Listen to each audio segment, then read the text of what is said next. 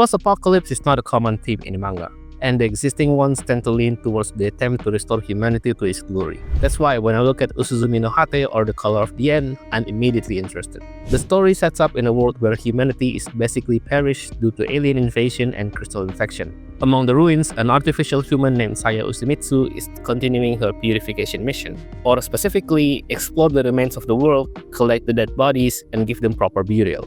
And if there's actually any, find any survivors out there, all by herself and her cute little pet.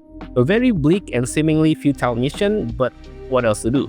On the bright side, Saya actually encounters survivors, though they may or may not be human, and they're not easily convinced to join her shelter.